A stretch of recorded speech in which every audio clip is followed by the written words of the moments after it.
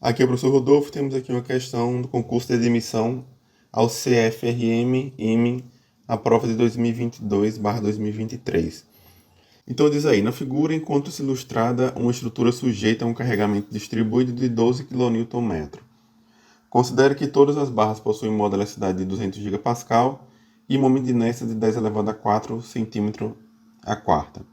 Determine o deslocamento vertical do ponto B da estrutura, representada pela figura acima. No meu caso aqui ficou a figura ao lado. Essa questão é bem comum nesse concurso, só que geralmente eles pedem para resolver, não diretamente, né? Mas dá a entender que é para resolver utilizando o teorema de Pasternak. Só que dessa vez eles colocam como sugestão para os cálculos utilizar a tabela a seguir, que seria essa tabela aqui, que é um anexo lá do livro do Sussekind, né? Todo mundo já deve conhecer o livro do Sussekind. Eu não vou utilizar bem essa aqui que ele deu, não diretamente, né? Eu vou utilizar a mesma que eu venho utilizando nos vídeos aqui do método de deslocamentos, que é essa tabela aqui. Momento de engastamento perfeito. Então, provavelmente eu vou precisar dessa expressão aqui, dessa. E como eu vou ter que aplicar também alguns deslocamentos unitários, provavelmente deve cair aqui também nesse caso 8, caso 9. Algum desses casos aqui eu vou precisar utilizar. Em todo caso, né, foi dado lá como parte da prova as mesmas equações. Então, basicamente é comparar desenho, não tem muito segredo não. Enfim, como disseram, né, para utilizar aquela tabela, entende-se que para resolver a questão como se fosse o método dos deslocamentos, né?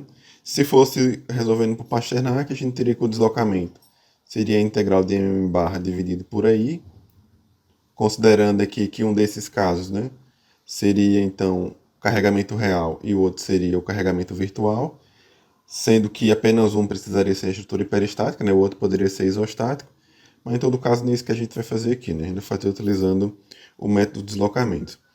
E aí, pelo método de deslocamentos, as nossas incógnitas são justamente os deslocamentos. Então, meio que a gente vai encontrar o deslocamento que está sendo pedido já como uma incógnita do método de deslocamento. Analisando aqui essa estrutura, aliás, nas questões que eu estou resolvendo de concurso, eu estou, na grande maioria, né? Estou resolvendo um pouco mais rápido, mas nessa daqui eu vou tentar ser um pouco mais detalhado, tá? Então, método de deslocamento, né? Eu vou resolver como se fosse até onde precisar, né? As questões que eu resolvi anteriormente aí, onde eu calculava as reações e traçava os diagramas, né? Então, devo seguir mais ou menos o mesmo roteiro. Então, o primeiro passo aqui seria determinar quem é o nosso sistema principal.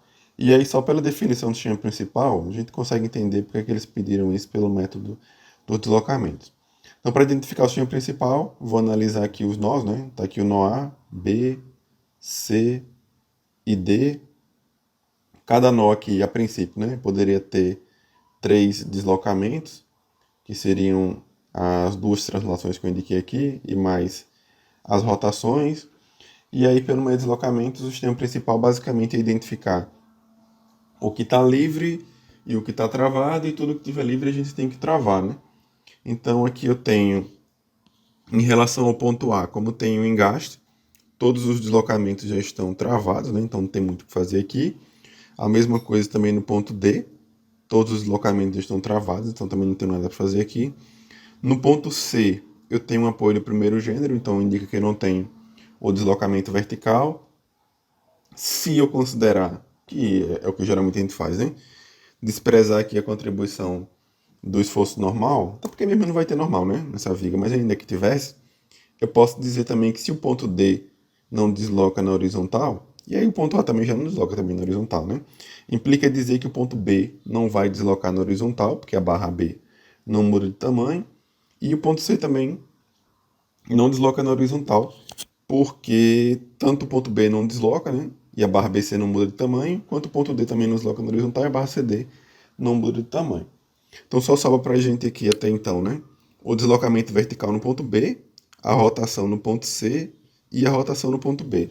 Como no ponto B ele colocou uma rótula, vai ter, né? A rotação, obviamente. Inclusive diferente do lado da esquerda e do lado da direita. Mas, conforme os vídeos anteriores que a gente já fez aqui resolvendo métodos de deslocamentos, essa rotação não vai ser importante para a gente, porque a rotação resultaria no momento, e a gente já sabe que o momento na rótula é igual a zero. Então não vou travar, né, essa rotação no ponto B, vou deixar do jeito que está. Mas ainda fica necessário eliminar o deslocamento vertical no ponto B. Então, para eliminar o deslocamento vertical, eu posso acrescentar um apoio do primeiro gênero no ponto B, que é o que eu vou fazer aqui agora. E uma vez que eu acrescentei um apoio do primeiro gênero no ponto B, eu elimino esse deslocamento vertical, que inclusive vai ser a nossa primeira incógnita, né? Que eu vou chamar aqui de ΔI. Deixa eu só redesenhar a viga aqui embaixo. Sujar muito o desenho de cima. Acrescentei um apoio aqui, e esse aqui vai ser o nossa primeira incógnita, né? Que é o ΔI, no caso. Sobra ainda também a rotação no ponto C, e aí, para travar essa rotação no ponto C, eu tenho que acrescentar aqui uma chapa no ponto C, né? E aí, essa rotação eu vou dizer que é a nossa segunda incógnita, que no caso aqui seria o ΔI. Tal qual os vídeos que eu já resolvi aqui, ao invés de analisar a viga desse jeito, eu acho que fica mais fácil, sempre é mais fácil, né? Se eu enxergar essa viga como várias vigas isoladas. Então aqui eu teria, no caso, a viga AB, tenho aqui a viga BC e tenho aqui a viga CD. Analisando aqui as condições de contorno, no A eu já tinha um engaste, então eu vou permanecer com o engaste. No D eu também já tinha um engaste, vou permanecer com o engaste. No ponto C eu tinha um apoio do primeiro gênero, mas eu não tenho deslocamento horizontal também, né? E a rotação que tinha eu travei, né? Então, como eu travei a rotação, o ponto C passou a funcionar agora como um engaste. Então, eu vou ter aqui em C um engaste, tenho aqui também um engaste. Então, a minha barra CD já está funcionando agora como uma barra bem engastada. No ponto B, eu coloquei um apoio do primeiro gênero, então eu travei o deslocamento vertical, o horizontal não tinha. A rotação tem, mas eu não alterei nada, né? Então, o ponto B fica funcionando aqui como um apoio simples, né? Não travei a rotação. De modo que a minha barra B está funcionando agora como uma barra que está engastada, apoiada. A barra BC está funcionando como uma barra que está apoiada e engastada.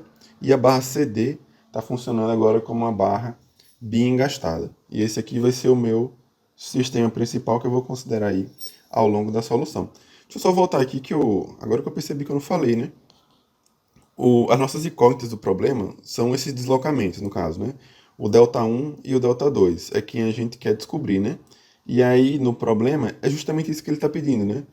Determinar o deslocamento vertical do ponto B. E aí coincide que o deslocamento vertical do ponto B é justamente uma das nossas incógnitas, né? Que é o ΔI. Então, se eu encontrar o ΔI, eu encontro o que está sendo pedido na questão, que é o deslocamento vertical no ponto B. Beleza? Então, vamos lá, seguir aqui. Sistema principal. Aí eu vou em passo 2, né? Que no caso aqui seria o carregamento real no sistema principal. E aí o meu sistema principal eu vou sempre representar agora como essas barras isoladas, tá? Então, engaste, apoio, apoio, engaste, engaste, engaste. O meu carregamento real nesse P é justamente a carga distribuída, né? Que foi indicada lá. Carga distribuída com valor de 12 kN em todo o vão, né? Então tá aqui já representado. Como eu travei o deslocamento vertical no ponto B, obrigatoriamente eu vou ter agora que calcular a força correspondente a esse deslocamento, né? Que eventualmente estaria provocando esse deslocamento. Que no caso aqui é uma reação que eu vou chamar de VB, porque está, enfim, aplicada no ponto B. E aí, como eu representei separado, né? Eu tenho duas aqui, eu vou chamar essa daqui de VB1, essa daqui vai ser a VB2. E também, como eu travei ali a rotação no ponto C, eu preciso calcular o momento no ponto C, né? Então, vou calcular aqui momento em C e momento em C. Do mesmo jeito, né? Como eu tenho dois momentos, vou chamar esse daqui de momento MC1, esse aqui vai ser o momento MC2. Fazendo referência aqui ao carregamento real, eu vou chamar esse aqui de VB10, esse aqui vai ser o VB20, aqui vai ser o MC10 e esse vai ser o MC20. Por obrigação, é isso que eu preciso calcular. O VB, 1 e 2, MC, 1 e 2. Eu poderia, né, se fosse resolver a questão completa, que eu não vou, eu vou parar quando eu conseguir encontrar o ΔI, mas eu poderia calcular aqui também o valor do momento mas enfim, eu não vou me dar o trabalho de calcular MD, porque eu não vou utilizar ele para nada. Então, enfim, fica como informação aí se fosse resolver a questão completa. E precisaria também calcular aqui o MA, né? O MA eu até poderia jogar fora também. Só não vou jogar porque a tabela, né? Tanto a que eu vou utilizar como a que foi dada, não é dado o valor do VB, né? Das reações verticais, só é dado os momentos de engastamento perfeito. Então eu vou calcular o MA, não que eu precise dele, né? Para o meu cálculo final. Eu vou calcular o MA só para poder calcular o VB1, utilizando o somatório de momentos, tá? Então tá bom. Vamos lá, carregamento real do SP, estou com essa configuração, preciso calcular aqui o VB1, o VB2, o MC1 e o MC2. Então, utilizando lá a tabela de aumento de engastamento perfeito, vou colocar o desenho aqui do lado, eu tenho que o MA, para o caso da viga engastada apoiada, o MA vai ser igual a Q L ao quadrado dividido por 8, que no caso aqui o Q é 12, esse vão AB é igual a 2 metros, então 2 ao quadrado dividido por 8, então 12 vezes 4 dividido por 8, eu tenho que esse momento aqui vai ser igual a 6 kNm. O MC10, vou aproveitar e vou calcular os momentos logo. O MC10 vai ser o caso aí da viga apoiada e engastada, e o valor do momento ali vai ser igual a menos Q L ao quadrado dividido por 8, que no caso é a mesma coisa, né? Inclusive o vão BC é igual, então aqui vai ficar menos 6 kNm. O MC2 0 vai ser igual, é o caso aqui da viga bem engastada, sujeito a uma carga distribuída, eu quero o momento do lado da esquerda, né? No caso aí vai ser QL ao quadrado dividido por 12. Q é 12, o vão CD é igual a 4, então 4 ao quadrado dividido por 12, isso daqui vai ficar igual a 16 kNm. A minha tabela, né, como eu disse, não tem as reações verticais, mas eu posso calcular utilizando as vigas isoladas, né? Se eu fizer aqui o somatório de momentos em A igual a 0, eu posso dizer aí que VB10 vezes 2 menos 12 vezes 2 vezes 1 e mais o MA0, isso daqui vai ser igual a 0. Como eu já sei que o MA0 é igual a 6, então que eu tenho menos 24 mais 6 vai ficar menos 18. Trocando o lado D fica mais 18, que implica aqui que o VB10 vai ser igual a 9 kN. Do mesmo jeito, eu posso fazer aqui o somatório de momentos em C, nessa minha segunda viga igual a 0.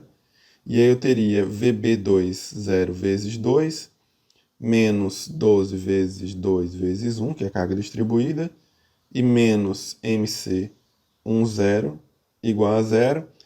MC10 foi menos 6, né? Então isso aqui vai ficar mais 6. Termina que a equação fica igualzinha de cima, né? Que implica que o VB20 também é igual aí a 9 kN. Então tá bom, já tenho tudo que eu preciso aqui. Posso calcular aqui os meus desequilíbrios, né? Então eu tenho aqui que o beta10 vai ser igual... Aliás, eu preciso de dois, né? Beta10 e beta20. O 0 aqui estou fazendo referência ao carregamento real, né? Carregamento real. E o 1 e o 2 faz referências às minhas alterações, né? No caso, a primeira alteração que eu fiz foi colocar um apoio aqui no ponto B, né? E referente a esse apoio, eu tenho as reações verticais, VB1 e VB2. Então, eu tenho que o beta10 vai ser igual a VB10 mais VB20, que no caso vai ficar aqui 18 kN.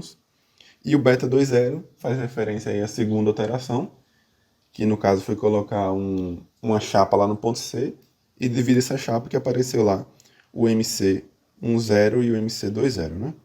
Como o MC10 foi igual a menos 6 e o MC20 foi igual a 16, então eu tenho aqui que o beta20 vai ser igual a 10 kN. Beleza, né?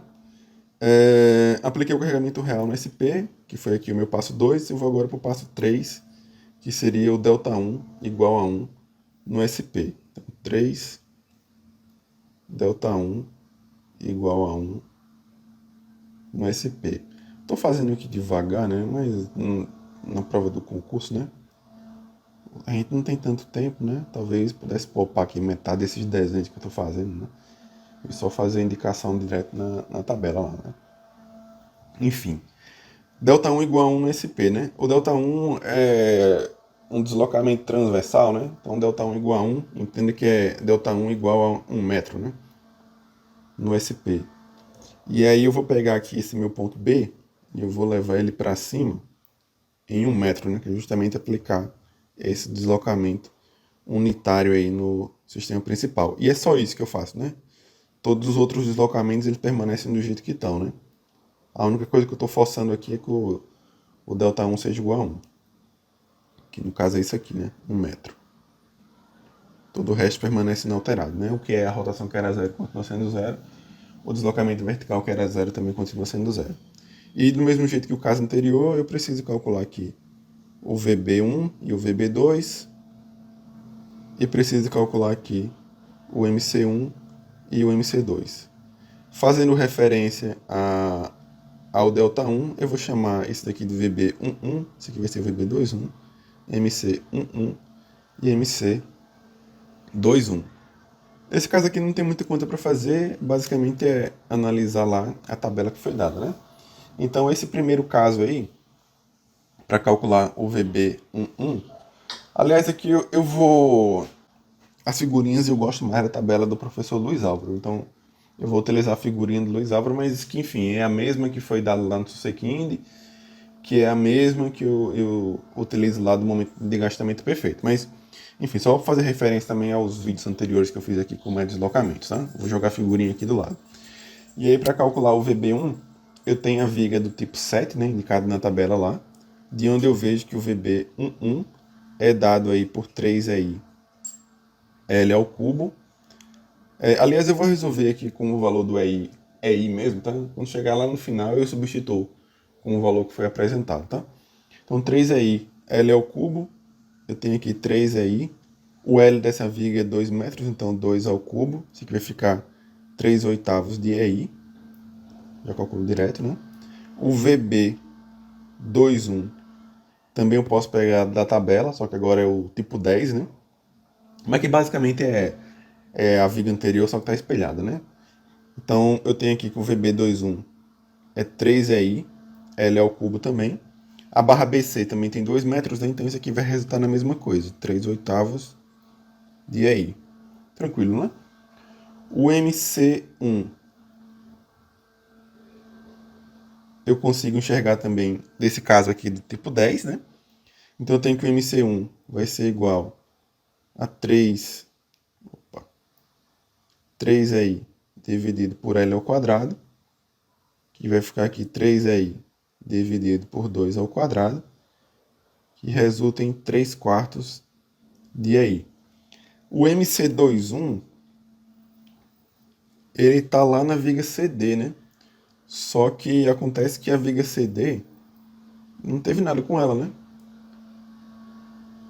Como não está acontecendo nada na viga CD, o MC21 é igual a zero, né? Não tem muito o que discutir. Beleza, né? Com esses valores eu posso calcular agora aqui as minhas rigidezes, né? K1 vai ser igual o VB11 mais o VB21. No caso aqui vai ser 3 oitavos mais 3 oitavos, né? Fica aí 6 oitavos de EI. Posso resumir isso aqui como 3 quartos, né? 3 quartos de EI. E o K21 vai ser igual ao MC11 mais o MC21, que vai ser igual aí, só vai ser no caso do MC1, né? 3 quartos de EI. Terminou que ficou igual, né? Numericamente, pelo menos, porque as unidades seriam diferentes, né? Ok, esse aqui foi o Δ1 igual a 1 no SP. Vou agora para o Δ2 igual a 1 no SP. Aí o Δ2 é a rotação lá no ponto C, né? Se é rotação, então o Δ2 é 1 radiano, no caso, né? O que importa é que é um valor unitário, né? 1 radiano no SP. De novo, está aqui o meu sistema principal, a viga engastada apoiada, outra viga apoiada e engastada, uma viga aqui engastada e engastada. Tá. Rotação no ponto C, né? Então eu vou pegar esse ponto C aqui e eu vou girar ele em 1 radiano. De modo que essa viga vai ficar alguma coisa parecida com isso. Quando eu aplicar aqui 1 radiano. essa viga aqui vai ficar alguma coisa parecida com isso, quando eu também aplicar esse 1 radiano aqui.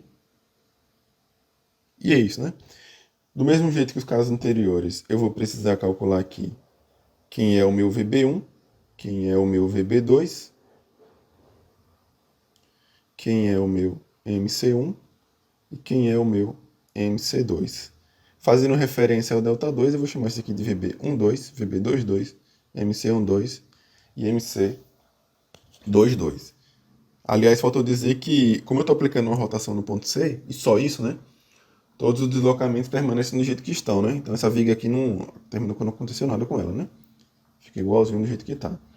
De modo que eu posso, inclusive, agora escrever, já começar a escrever, né? Que o VB12 vai ser igual a zero, né? Porque não está acontecendo nada nessa viga. Para calcular o VB22 e o MC12, eu vou de novo lá na tabela dos meus coeficientes de rigidez, de onde eu vejo que essa viga BC, vou dar o nome de novo aqui aos pontos, que essa viga BC, ela corresponde à viga do tipo 3, né? E aí, no caso, eu tenho que o VB22 vai ser igual aqui 3i dividido por L ao quadrado. No caso, seria 3i dividido por 2 ao quadrado, já que a barra BC tem 2 metros de comprimento. E aqui ficaria 3 quartos de i. Também tenho que o MC12 vai ser igual a 3i dividido por L, que no caso resulta aqui, o L é 2, né? Então, 3 meios de i, né? Já para calcular aí o MC22, eu tenho uma viga biengastada, sujeita à rotação do lado da esquerda. Isso na tabela lá do Luiz Álvaro, né? É o tipo 2, né? Então eu tenho aqui que o MC22 vai ser igual a 4i dividido por L. O comprimento da barra CD é 4 metros. Então aqui eu teria 4i dividido por 4, que vai ficar só i, né? Então daqui eu posso calcular as minhas rigidezes, né? K12 vai ser igual a VB12 mais VB22, que resulta aqui em 3 quartos de i.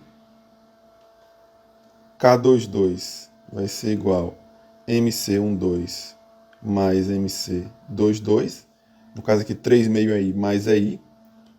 1 meio mais 1, né? 2 meio aí. Eu vou representar como esse 2 meios como 5 sobre 2, tá? Então, 5 sobre 2 é i. Beleza, né? Então, eu tenho aqui o K12. Opa. Eu tenho aqui o K12, que foi 3 quartos de i. K22, 5 meios de i. K1 foi 3 quartos de i. K21, 3 quartos de i também. O que mais? O beta 10 foi 18 kN e o beta 20 foi 10 kN. Então, tenho tudo que preciso para aplicar aqui na minha equação de compatibilidade, que vai ser o meu passo 5, né? E na equação de compatibilidade, que é justamente para calcular aí os deslocamentos, eu já consigo finalizar a questão, né? Já que eu estou procurando só o deslocamento, não vou traçar os diagramas, né? Não é isso que está sendo pedido. Então, equação de compatibilidade, já que a minha determinação cinemática foi igual a 2, né? A minha equação vai ser beta 10 mais K1 delta 1 mais K12 delta 2 igual a 0. Beta 20 mais K21 delta 1 mais K22 delta 2 igual a 0. Então, resolver esse sistema aqui. O beta 10 foi igual a 18. O K1, 3 quartos de i. K12 também foi 3 quartos de i. Beta 20 foi igual a 10. K21 é igual a K12, né? 3 quartos de i. K22 foi... Eu encontrei 5 meios, né? Tá todo mundo aqui dividido por 4? Eu vou reescrever isso daqui como 10 sobre 4, tá? É o mesmo 5 meios de antes, só para daí facilitar a minha vida daqui a pouco. Já que supostamente eu não tenho calculadora porque eu estou no concurso, né? Então eu estou com esse sistema aqui. Bom, eu vejo que fica fácil aqui para resolver esse sistema utilizando o método da adição, né? Então, se eu tirar aqui da primeira equação a segunda equação, eu tenho aqui 18 menos 10. Isso aqui vai sobrar 8. 3 quartos de i delta 1 menos 3 quartos de i delta 1. Isso aqui não vai sobrar nada. E 3 quartos de i delta 2 menos 10 quartos de i delta 2. Isso aqui vai sobrar menos 7 quartos de i delta 2 igual a zero. E daí eu tenho que o delta 2, manipulando aqui, né, vai ser igual 8 vezes 4, 32. 32 dividido por 7 é i. Eu tenho aqui o delta 2, né? Ou se eles tivessem pedido a rotação no ponto C, né? A questão já acabava aqui, né? Mas como eles querem o deslocamento vertical lá no ponto B, no caso é o meu delta 1, eu vou substituir aqui esse delta 2. Acho que não faz diferença não, né? Eu vou pegar a segunda equação, tá?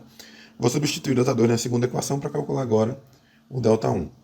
Então eu tenho aqui 10 mais 3 quartos de i delta 1 mais 10 quartos de i delta 2, só que eu já sei agora que o delta 2 é igual a 32 sobre 7i. Isso aqui tem que ser igual a zero. Posso eliminar esse aí com esse aí, né? Então aqui eu tenho 10 mais 3 quartos de i delta 1 mais 32 dividido por 4 fica 8. 8 vezes 10 é 80. Então aqui eu tenho mais 80 dividido por 7 igual a zero. Um pouquinho de paciência agora para desenvolver essa equação, né? Vou multiplicar todo mundo por 7. Então aqui eu tenho 70 mais 21 é i delta 1 mais 80 igual a zero. 21 é i delta 1 vai ser igual a menos 150. Aliás, 21 dividido por 4, né? Posso esquecer. Acho que eu posso dividir todo mundo por 3 agora, né? Então aqui eu teria 7 quartos de i delta 1 vai ser igual a menos 50. E eu tenho agora que o delta 1 vai ser igual a menos 200 dividido por 7 é i. Se eles não tivessem dito o valor do i, né, a questão já poderia acabar por aqui, né? Delta 1 é igual a menos 200. Aliás, que isso daqui é o deslocamento vertical no ponto B, né? Menos 200 dividido por 7 é i. O menos é porque eu botei o deslocamento que era para cima e só está indicando que o deslocamento é para baixo, né? Vamos voltar aqui para ver como é que ele disse que era o valor do i, né? Ele diz aqui que o modo de elasticidade é igual a 200 gigapascal. O modo de elasticidade é igual a 200 gigapascal. E que o momento de inércia é 10 elevado a 4 centímetro a quarta. Vamos ver como é que fica a nossa resposta final lá. É I 200 gigapascal, é 200 vezes 10 elevado a 6 quilonewton metro quadrado, que no caso aqui seria quilopascal, né? O I 10 elevado a 4 centímetro a quarta, 10 elevado a 4 vezes 10 elevado a menos 8 metro a quarta. Eu tenho aqui então 10 elevado a 6 vezes 10 elevado a 4, 10 elevado a 10 vezes 10 elevado a menos 8, sobra 10 elevado a 2. Coincidentemente, o valor do EI dessa questão é o que eu utilizo nas minhas questões também, né? 2 vezes 10 elevado a 4 quilonewton metro quadrado. Então, o nosso delta 1 seria igual a menos 200 dividido por 7 vezes 2 vezes 10 elevado a 4. Finalmente, o nosso delta 1 seria igual a menos 1 sobre 700 metro, né? Então, esse aqui é o valor do delta 1. Aliás, já para finalizar a questão, vamos dizer aqui que o delta 1 é o deslocamento vertical em B, 1 sobre 700 metro, é para dar a resposta completa, né? Para baixo, né? E é isso. Muito trabalho, né? Gastei aqui uma meia hora, né, nessa questão, né? Mas beleza, né?